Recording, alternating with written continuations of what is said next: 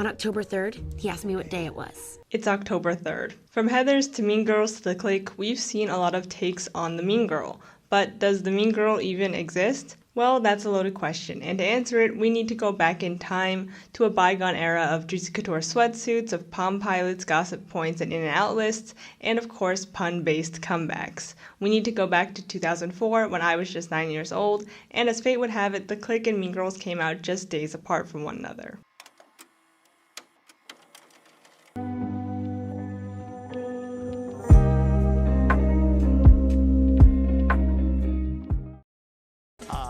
Too sexy for my shirt, too sexy for my shirt. 2004 is mostly remembered, at least in the US, as the year that we re-elected this guy, and the year that Shrek 2 came out. But I will always remember 2004 as the year I was introduced to the Clique, or the first in a series of novels about the most popular girls in school.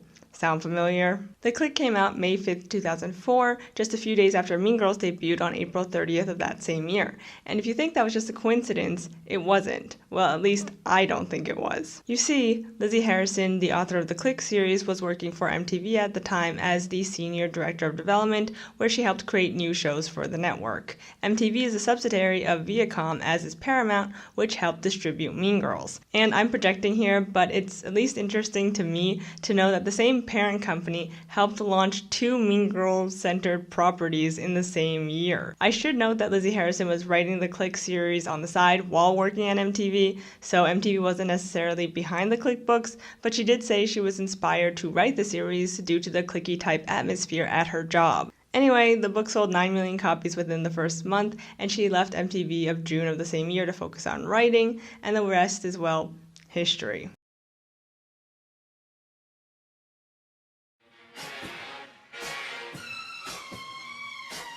So, like I said earlier, I was 9 when the Clique came out and was still in elementary school. I hated reading at the time, and it didn't help that my mom was making me read classic children's literature from the 1800s. But my neighbor showed me the Clique and that contemporary YA existed, and I was hooked. For those of you who don't know what the Clique is about, it's the first in a long series of books about a group of 12-year-old girls who call themselves the Pretty Committee and who are also the most popular girls in their grade. The first book revolves around Claire, the outsider trying to fit in with Massey, the queen bee, and her group of friends. She's able to infiltrate the Clique and break them apart by pitting the girls against one another, making herself the new queen bee. Massey is devastated by this, and we see that her worst fear, losing her power to a nobody, has come true, as losing her friends to Claire means that all of her wealth and status, which she imbues with so much importance, means nothing, and that is truly hard for her to confront.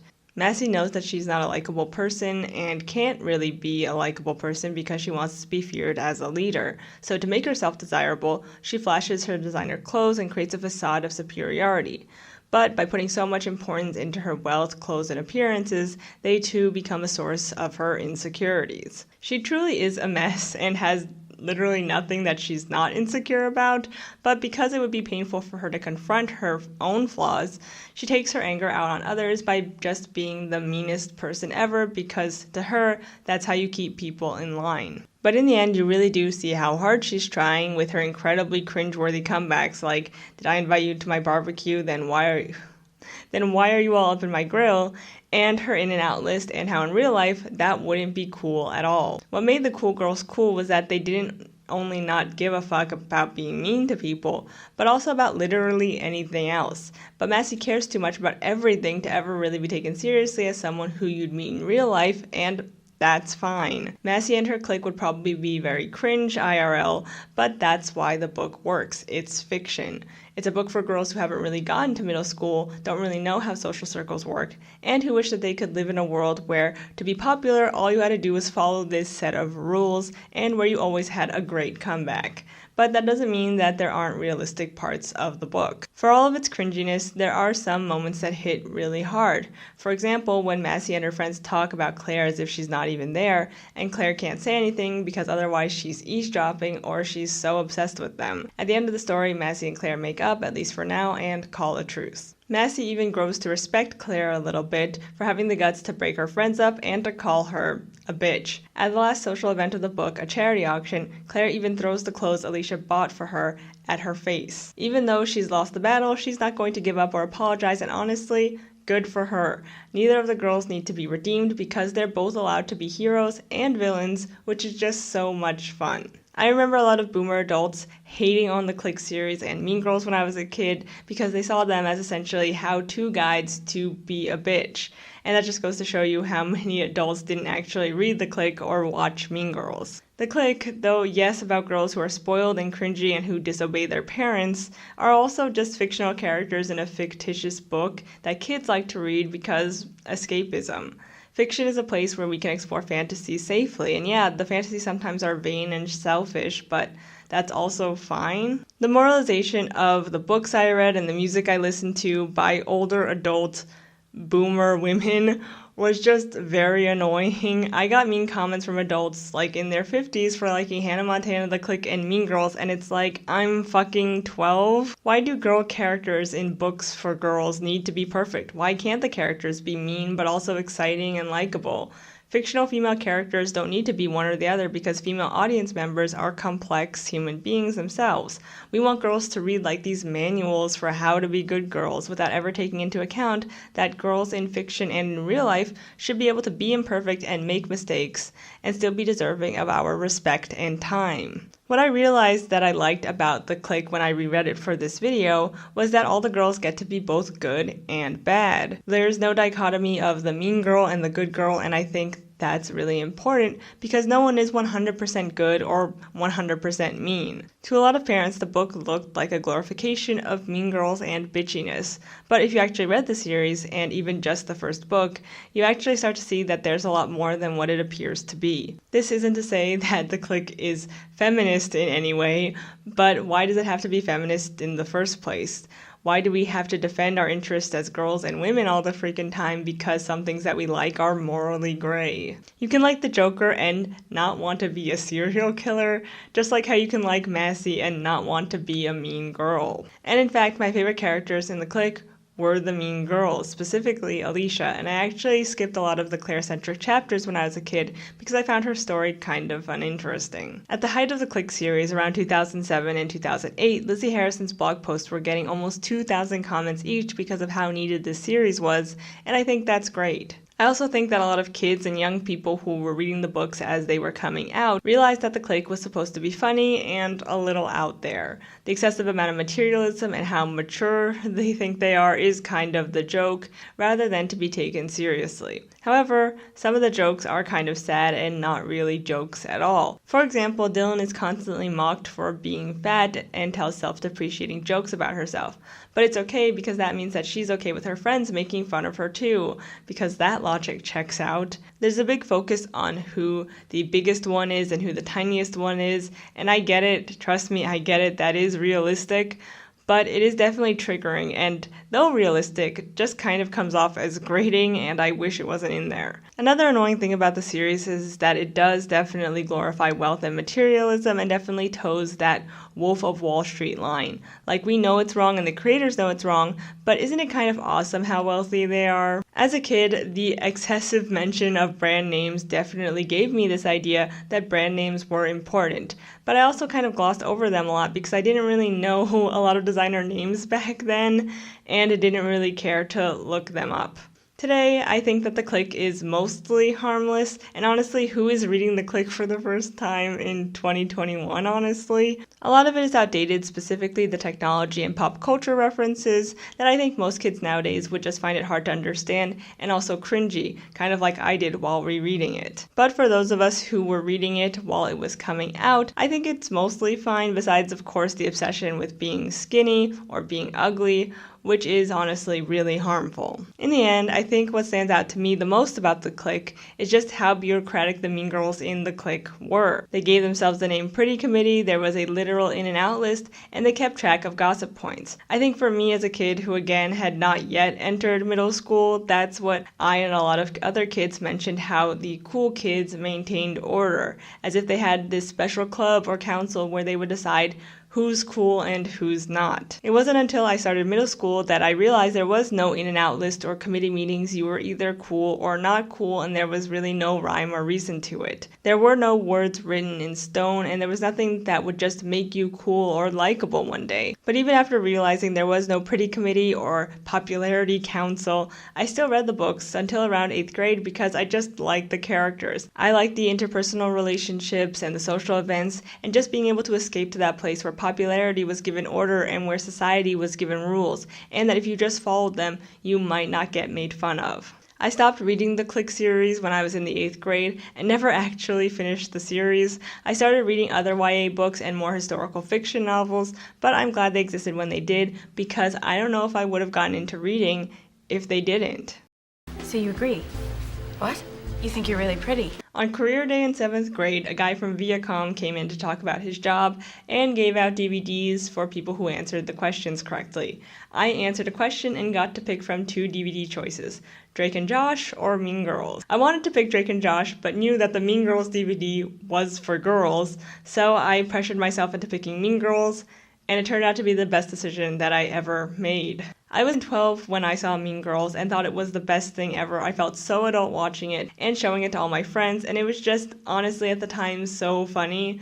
Back in 2007, if you were 12, you couldn't just stream anything you wanted. You needed physical copies of DVDs, and you'd have to ask your parents to get them for you, and no way was my mom going to buy me Mean Girls. So it was just a brilliant stroke of luck that I got my hands on it when I did. Popular kids. I think I also liked it because I was in middle school when I first saw it, and I hated middle school. So I thought maybe high school would be better. It wasn't, but I was 12 and I still had hope. So, like I said earlier, the Clique and Mean Girls came out at almost the same time and had very similar premises, but handled their tropes differently due to the audiences that they were targeting. So first, let's talk about how they handle their chest, whereas Massey, though sometimes subtle, is very just unsubtle a lot of the times. For example, one of the reasons why people like Regina is because she's outwardly pleasant and compliments them, only to turn behind their backs to say how ugly she thinks their clothes are. She does this because she knows it'll make people want her approval even more. Regina is specifically mean with her friends, but she's also able to be vulnerable with them and talk about her bodily insecurities, whereas Massey isn't vulnerable with anyone, not even her friends. For example, when Alicia shows up wearing tights, Massey makes an excuse as to why she's not wearing tights, rather than actually saying what's on her mind and ridiculing Alicia's outfit, while Regina is mean to her friends and holds them to a higher standard. Remember Karen's vest incident? They were real that day I wore a vest, because that vest was disgusting. But Massey is so afraid of losing her friends that she's constantly trying to placate them, even letting them go to a Labor Day sale without her in the first few pages of the book. Both leadership styles are effective in their respective settings, but I'd be lying if I didn't say that Regina is the better written Mean Girl, and that's of course because though Mean Girls is a satire and everything is a bit exaggerated, Regina is more grounded to reality than Massey is, who in the end is just a character of what younger kids think 12-year-old Mean Girls are like. I also think that since Mean Girls as a film is a bit more adult than a book written specifically for 10-year-olds, it just holds up better for adult viewers. And though the Mean Girl is more timeless in Mean Girls, I will say that The Outsider is done better in The Clique. Claire and Caddy both start out the same. They're wide-eyed innocents at a new school ruled by evil queens. They get roped into the popularity game and both usurp their leader without realizing that they've actually become the new Massey or Regina.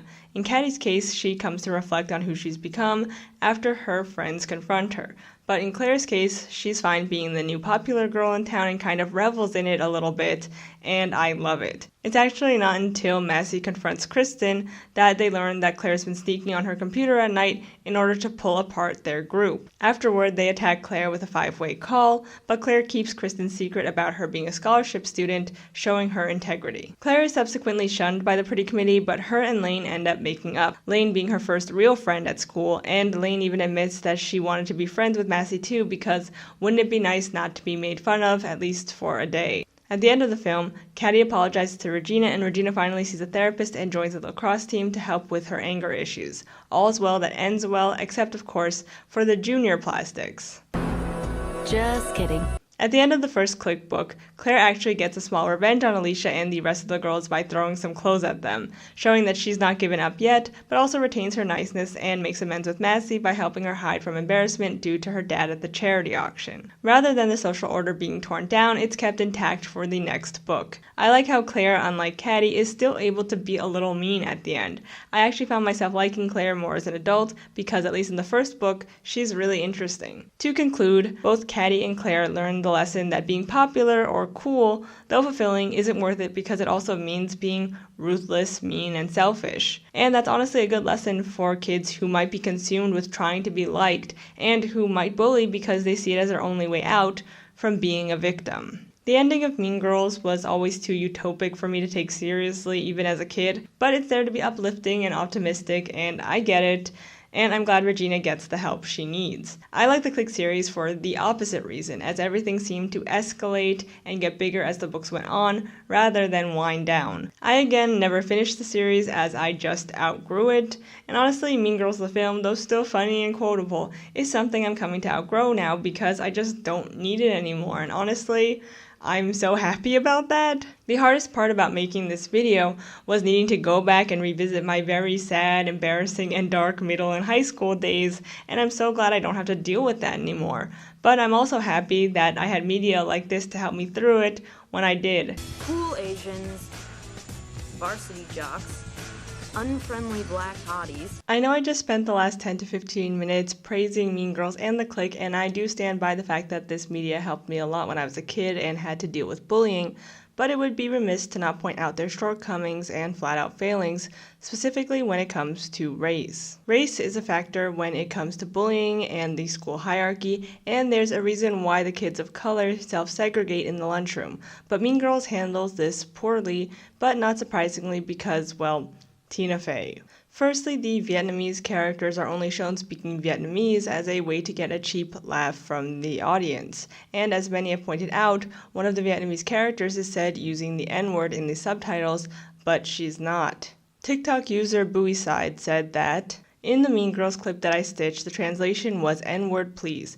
In other translations, they said that the girl said B-word please, when she didn't say that at all. She said, come on please. That was the direct translation." The Vietnamese girls are also the victims of the school coach's predatory advances. Remember the step away from the underage girls line? And rather than commenting on how some adults choose to be teachers and coaches to get close to children, it's just used to make the girls catfight. Lastly, there's the unfriendly black hotties line, and as Alexis or Lex pointed out on Twitter recently, what makes them unfriendly? As many have responded, if a white girl said Jumbo to a bunch of black kids, they're gonna be unfriendly back, like sorry they won't coddle your ignorance. But of course, they're not unfriendly, as seen with the skirt incident. It's Regina who's the unfriendly one.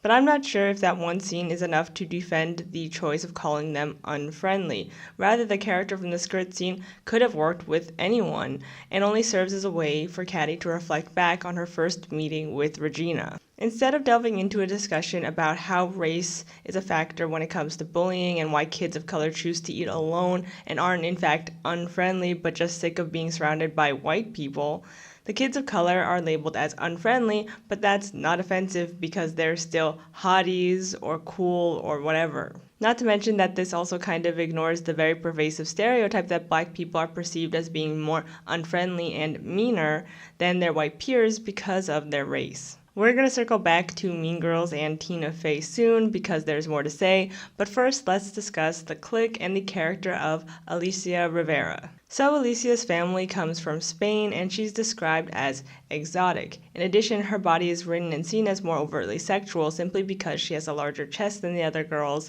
and is insecure about it. When it comes to the Clique and Alicia's character, I'd say that she was definitely supposed to be the token exotic character in order to spice things up. In the series, Alicia does get chapters dedicated to her and is the third main character next to Massey and Claire, but I don't know, the way that she's at least physically described in the book is kinda weird. Now going back to Mean Girls, I think it's important that we talk about Gretchen Wieners, who, like Alicia's character, is the token, otherized friend who also tries to vie for power and in the end does take part in another clique at the end of the story. Gretchen is Jewish and, according to fan forums and fan articles, most likely from Austria, as her last name is Wieners, which means from Vienna. Gretchen is also curly-haired and exotic-looking, similar to how Alicia's dark hair and tan skin is juxtaposed to Massey's white Americanness. I sometimes wonder if these secondary characters are meant to comment on ethnicity or race in any way, like how some kids from marginalized cultures try to hide or give up who they are in order to not become bullying victims themselves, because that's a real thing and definitely happens. I like to think that the characters work as inserts for that experience, at least for some people, but I don't know if that's necessarily intentional or not. But even if it's not, characters like Alicia and Gretchen can make people feel seen, and I think that's why I always liked Alicia's character more than the other characters in the Clique when I was a kid reading the series. Gretchen, as the other, has been played by other actresses when it comes to the Broadway version of Mean Girls, written by Tina Fey's husband, but her Jewish heritage is always kept intact. I find it really interesting that Gretchen's character has been race-bended, and I wonder why that is and what it could tell us about the intentionality of her character today. And in the end, I don't think that race-bending Gretchen's character on Broadway is a comment on how some kids of color vie for approval and power, and even sometimes bully kids of their own race or ethnicity to get ahead, but rather for diversity points due to Tina Fey's own personal biases and failings when it comes to addressing race, specifically with Asian people and Asian Americans. And because of Fey's biases, Mean Girls is the only time I've ever interacted with her work. I haven't seen 30 Rock, and I refuse to watch The Unbreakable Kimmy Schmidt because of the infamous Asian episode that tries to comment on cancel culture and whatever by mocking Asian activists campaigning for better representation. To quote this Vox article, why is Tina Fey obsessed with Asian people? I like to add, why does she continue to insert herself in Black and Asian race relations too? Like, what are you doing? In the end, though, I'm not outraged by Mean Girls from 2004, as I am just over it. Like I said, I don't need this media anymore, and the fact that the musical might be getting a movie just baffles me. But if you still need and like this movie, all power to you. I'm just done. Would you rather be a friendless loser or have tons of friends who secretly hate you?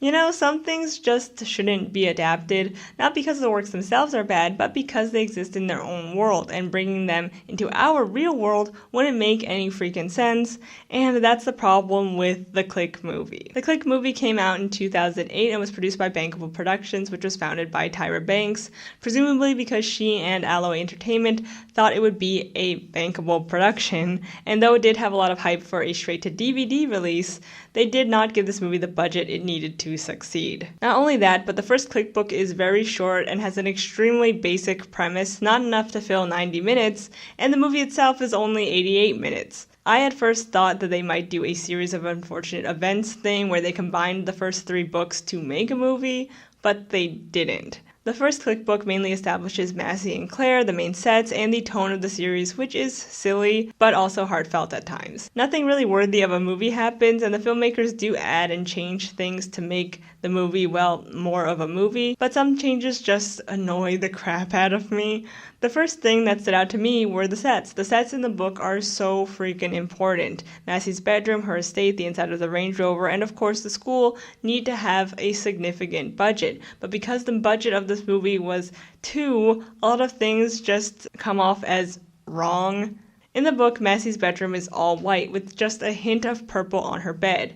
In the movie, her room is various shades of off-white and not as big as I personally thought it should be. What stands out in Mean Girls, for example, is that Regina made her parents switch bedrooms with her. That's fucking iconic. There's nothing iconic about Massey's bedroom in this movie, though, and even her mannequin, one of the staples to her bedroom, is hidden away like she's ashamed of it for some reason. They also couldn't get a Range Rover for the film, which I guess is fair. I don't know what brand names they had the rights to say, and honestly, they couldn't even really film in designer stores as seen with the first few scenes of the movie. So I guess they didn't have a budget for that, but those small details are kind of what makes the Clique the Clique. They also didn't get the rights to Burberry because they changed it to Juicy Couture, no punchbacks. The school setting is pretty nice though, and grand enough to be the school from the book, but I don't know, everything just felt a little too small and a little too low budget to feel really worthy of what's written on the page. The house decor of Massey's house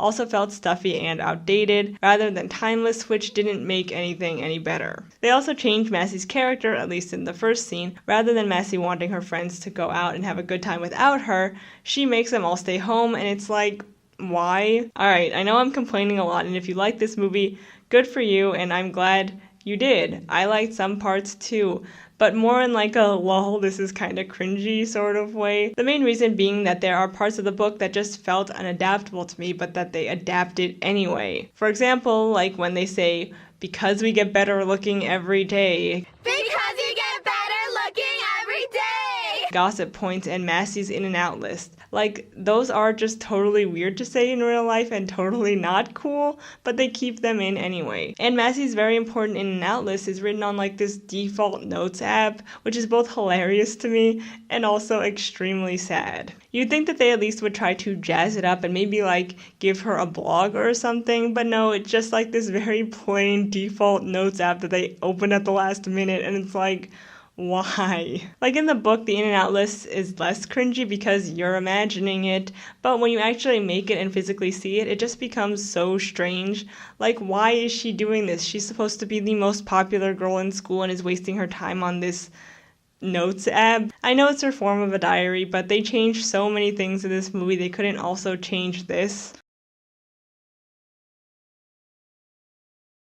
The literal interpretation of the book falls really flat, but I did like some changes, like how Claire meets Dylan and they're nice to each other until Dylan learns who Claire is and now must hate her because Massey hates her. I also like how in the movie, unlike in the book, Claire and Lane don't charge people for the oatmeal to heal their allergic reactions. But one change that is unforgivable is the would you rather scene. The question is, would you rather be a friendless loser or have tons of friends who secretly hate you? In Massey's head, in the book, she thinks that she'd rather have tons of friends who secretly hate her, but she bows to peer pressure and lies and says that she'd rather be a friendless loser. Claire speaks her mind and says that she'd rather have tons of friends who secretly hate her, and in her head, Massey thinks that Claire is brave for saying that and kind of admires her. That's a really important scene which establishes how sad it is that social status in middle school is so overblown that people would rather have friends that secretly hate them than no friends at all. But in the movie, they reversed the answers. In the movie, the pretty committee says that they would rather have tons of friends who secretly hate them, making them appear shallow, and Claire says that she would rather have no friends.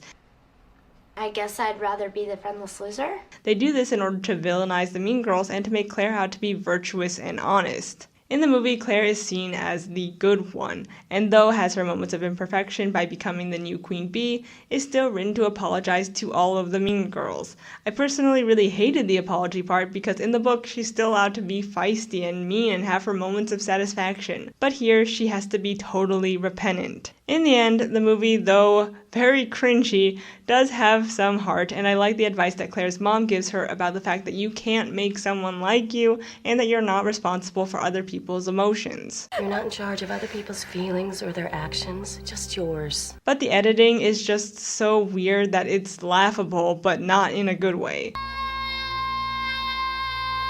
my god! You are single-handedly ruining my life! You have to be kidding me. Wait! I lost an earring! Nobody move! Like, they make Massey out to be totally unhinged and do these extreme close-ups on her and play this kind of quirky music, and the movie even has sound effects, that it just makes for a very odd viewing experience. If you like this movie, good, but I just couldn't get into it, and if anything, it just proved to me that some things shouldn't be adapted. The Clique has its own brand of oddness that can only exist in our imaginations, because though relatable, is still really out there in a lot of aspects. And if it was going to be adapted again, the people doing it would need to handle the humor a lot better and take out the cringy parts that just don't work in real life. So let's go back to the question that I posed at the beginning of this video. Do mean girls even exist? Well, we know they exist in film and in books as a trope and as a cautionary tale for girls who feel the need to bully to understand why that's wrong, and as a form of escapism for girls who just want to explore what it would be like to be popular, knowing full well that that will never be their destiny. But do mean girls exist in real life? Well, yes and no. Care and have quirky sayings like gossip points and Burberry no punchback. But mean girls, like just girls who are mean and who are bullies, exist. And when a bully bullies, it usually has everything to do with them and whatever they're hung up on, not about you, which Mean Girls and the Clique both skillfully illustrate. As seen in the Clique, Massey bullies Claire not because she thinks Claire is ugly or poor, but because Claire is fine with being who she is, and that scares Massey to death. Regina bullies Caddy because she's afraid of her, because she knows that she actually is really pretty. As a kid, I would try to rationalize why I was bullied. My clothes aren't cool enough, I'm quiet, I don't speak enough, my grades are too high, I try too hard, I'm ugly, etc.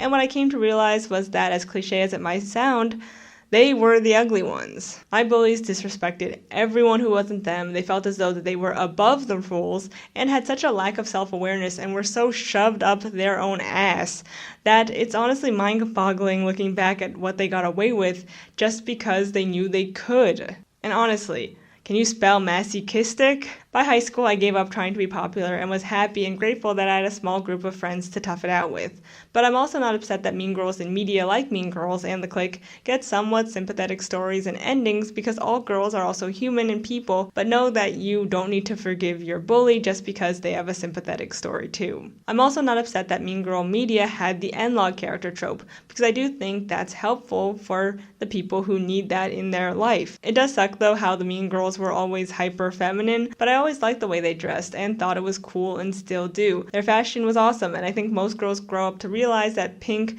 doesn't equal mean or materialistic. By the middle of high school, I came to learn that there were no rules and nothing I could do would make me invisible to my harassers. If someone feels entitled enough and is mean enough to pick on you, they will, and it hurts, and there's literally nothing worse than someone coming at you for just existing. I wish I had some advice to give here, but honestly, I never stood up to my bullies. But just know that you're not alone, and you don't need to forgive them. Heed my words, Goob. Don't let it go. In this video, I talked about the Mean Girl trope and why I like Mean Girl stories and how they'll always have a special place in my heart, even though I've now outgrown them. I think it's a real shame how adults try to moralize the media that young girls like or relate to, when usually they haven't given it the time of day themselves. Lastly, I think that we should remember that mean girls, or girls that are mean, do exist, and that bullying hurts, and that it's important that we have media to help us cope with it, and how bullies might need to cope with themselves. Thanks for watching. That's the end of this video. I hope you liked it. Please let me know your favorite Mean Girl movie down in the comments below and what you thought of this video. And I'll see you all in the next one. Thank you so much to my patrons and members. Bye.